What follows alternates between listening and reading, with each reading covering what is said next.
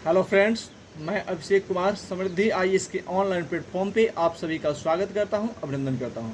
दोस्तों, Patna high court का एक जो फैसला आया है बीपीएससी टीआरई 3 को लेकर के, इस फैसले के बाद दोस्तों जो एनआईएस डेट का अभ्यर्थियों के लिए जो है दोस्तों एक उम्मीद की किरण जग गई है कि बीपीएससी टीआरई 3 में जो है अब उनको मौका मिल सकता है। अब ये कैसे जो है उनके लिए खुशखबरी है, कैसे उनको जो है इसमें मौका मिल सकता है, इस पर हम बात करेंगे। क्योंकि बहुत सारे स्टूडेंट जो है पटना हाई कोर्ट के इस फैसले के बाद जो है मैसेज किया और कहा कि सर अब क्या, क्योंकि इस एग्ज़ाम में अब डिले होगा तो क्या अब हमें जो है यहाँ पे मौका मिल सकता है। तो इसको लेकर के हम बात करेंगे और एक एक पॉइंट पे बताएंगे कि कैसे आपको मौका मिल सकता है या फिर नहीं मिल सकता है।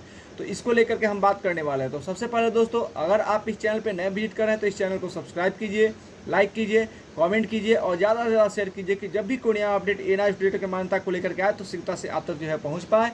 क्योंकि हम सभी जो है सबसे ऑथेंटिक खबर आपको इस चैनल पर प्रोवाइड करते हैं और आपको मान्यता दिलाने को लेकर जो है लगातार प्रयासरत हैं।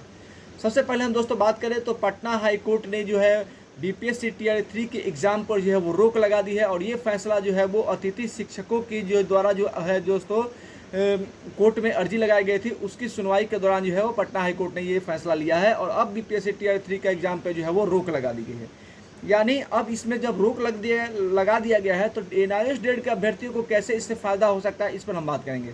तो दोस्तों, ये रोक जो लगाई गई है इससे बीपीएससी टीआरई 3 के एग्ज़ाम का डेट जो है दोस्तों डिले होगा और ये एग्ज़ाम अब संभवतः जून में होनी थी, लेकिन अब जो उम्मीद ऐसा की जा रही है कि अब ये कम से कम दो ढाई महीने तो इसमें लेट हो सकता है।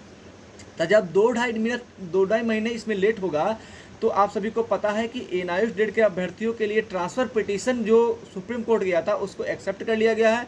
और उससे बहुत सारे, क्या कहने का मतलब है कि सारे जो एनआईएस डेट के अभ्यर्थी को जो है उससे उम्मीद है कि इसमें हमको मान्यता मिलेगी और इसकी अगली सुनवाई जो है वो 29 जुलाई यानी कि 29 जुलाई को होने हैं। तो अब 29 जुलाई को अगर सुनवाई होती है उसके बाद फिर जल्दी अगर उसका डेट मिलता है यानी कि 15-17 दिन के आसपास अगर डेट मिलता है तो उम्मीद है कि अगस्त के फर्स्ट वीक या सेकेंड वीक तक जो है वो उसमें फैसला हो सकता है। यानी कि अगर डेट मिलता है और उस पर बेहतर तरीके से एडवोकेट अपनी बात को रखते हैं अगर सुप्रीम कोर्ट के समक्ष, तो वहाँ से अगर मान्यता मिलती है, यानी कि कोर्ट अगर ये भी कह देता है कि एनआईएस डेट के अभ्यर्थी शिक्षक भर्ती के लिए फॉर्म भर सकते हैं, तो उसके बाद बीपीएससी टीआरई 3 में जो है उनको मौका मिल सकता है। यानी देखिए, अब इसमें एक चीज़ और है कि जो फॉर्म भरा गया है क्या उसी पे होगा या फिर नए सिरे से फॉर्म भरा जाएगा, ऐसा भी क्वेश्चन पूछा जा रहा है। तो देखिए, अभी तक जो अपडेट है उसमें नए सिरे से फॉर्म भरने की जो कोई बात नहीं की जा रही। यानी कि जो फॉर्म पहले भरा जा चुका है बीपीएससी टीआरई 3 में, उसी आधार पे जो है ये वैकेंसी ली जाएगी, एग्जाम होगा। लेकिन फॉर्म भरने के लिए जो है इसमें कोई नए तरीके से जो नहीं कहा गया है कि फिर से इसमें फॉर्म भरा जाएगा।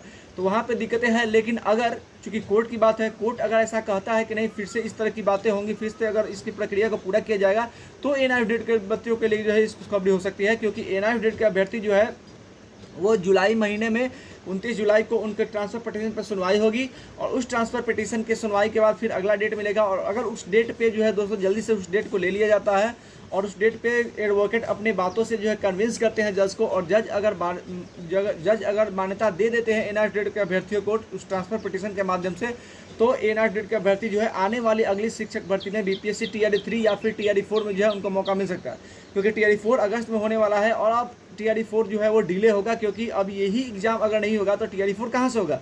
तो टीआरई 4 अगर डिले होगा तो वहाँ पे टीआरई 4 में जो है एनआईएस डेट के अभ्यर्थियों को मान्यता मिल सकती है। तो इस प्रकार से जो है ये एनआईएस डेट के अभ्यर्थियों के लिए खुशखबरी हो सकता है, क्योंकि ये एग्जाम अब डिले होगा और ये एग्जाम डिले होने के कारण टीआरई 4 भी डिले होगा। और जब टीआरई 4 डिले होगा तो उस दौरान का जो समय मिलेगा, तो 29 जुलाई को सुनवाई के बाद अगर अगला डेट मिलेगा फिर डेट मिलेगा और इस दौरान अगर मान्यता मिल जाता है एनआईएस डेट को, तो ये उनके लिए खुशखबरी है और एनआईएस डेट के अभ्यर्थियों को जो है अगले फॉर्म भरने का मौका मिलेगा और शिक्षक भर्ती में उनका मौका जो है मिल सकता है। तो इस प्रकार से एक खुशखबरी जो है एनआईएस डेट के अभ्यर्थियों के लिए हो सकती है।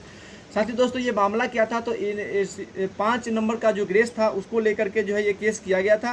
यानी कहने का मतलब ये है कि जो और शिक्षक है उनसे अतिथि शिक्षकों के बीच में जो है भेदभाव किया जा रहा है, इसको लेकर के वो कोर्ट गए थे और तब जा करके ये फैसला हुआ है।